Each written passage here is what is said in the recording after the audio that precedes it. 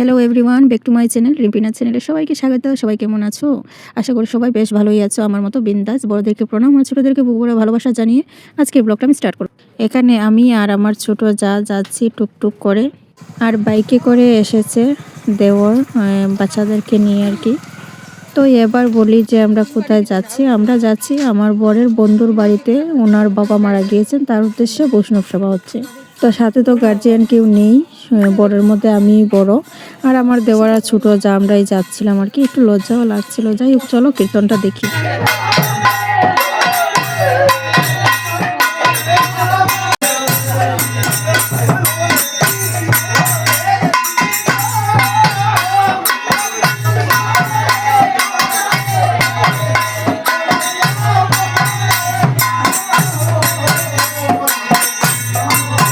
কীর্তন করার পর দেখো আমরা প্রসাদ খেতে বসে গিয়েছি, আর এখন প্রসাদও খেয়ে নেব। আর এই যে পরিবেশন করছে যাদের বাড়িতে এসেছি তাদেরই একমাত্র ছেলে।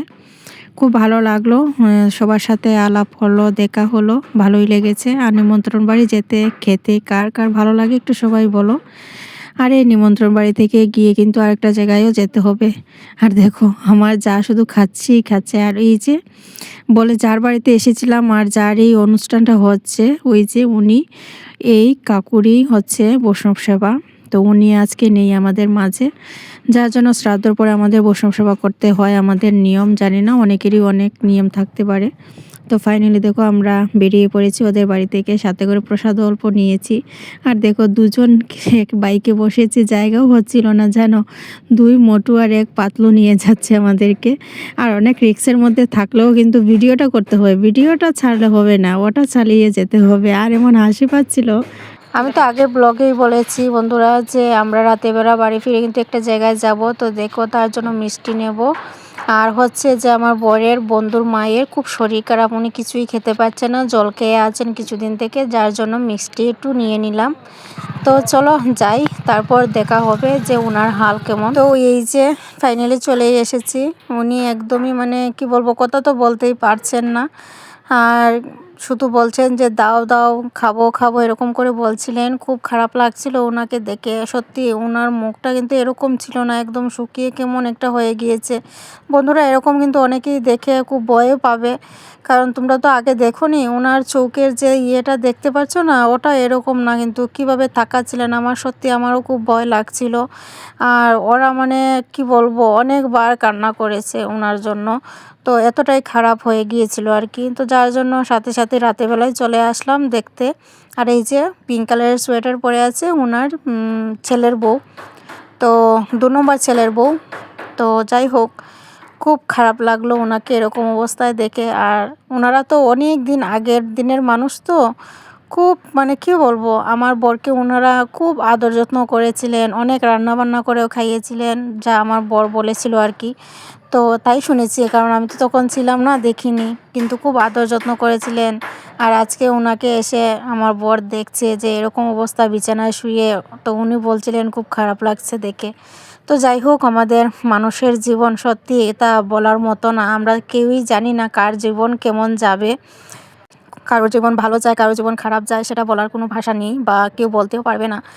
ওনার যেন ভালো হয়, উনি যেন খুব তাড়াতাড়ি সুস্থ হয়ে ওঠেন, এটাই চাই। সবাই একটু আশীর্বাদ করবেন যেন উনি সেই কষ্ট থেকে যেন মুক্তি পান আর কি। তো খুব খারাপ লাগছিল। আপনি দেখছিলেন আমি একটু হাঁটা সরিয়ে নিয়েছি, উনি হাত দিয়ে দেখছিলেন যে আমি কি চলে গেলাম না কি। তো দিচ্ছিলাম, কেননা গলায় যদি লেগে যায়, কারণ মিষ্টি একটু চামচ দিয়ে একটু মিক্স করে নিচ্ছিলাম। তো নিয়ে তারপর চামচ দিয়ে অল্প অল্প করে দিচ্ছিলাম। কিন্তু উনি খেয়ে মানে ভালো লাগলো যে উনি আমার হাতে খেতে চাইছেন, সেটাই খুব ভালো লাগলো। আর জানেন ওনার কিন্তু মানে ওর বন্ধুর বাবাও কিন্তু একদম মানে কি শরীরটা একদম দুর্বল হয়ে গিয়েছে। কারণ একটা মানুষ যদি সঙ্গের সাথে যদি অসুস্থ থাকে, তাহলে দেখবে নিজের মন মেজাজ কোনো কিছু কিন্তু ভালো লাগে না। নিজের মনটাই যেমন একদম দুর্বল হয়ে পড়ে। আর আমাদের মানুষের কি জানেন, যে একটা মানুষের যখন মনটা দুর্বল হয়ে পড়ে না, তখন আমাদের মনে হয় শরীরটা আর চলছে না, শরীর তো মানছে না, এরকমটা মনে হয়।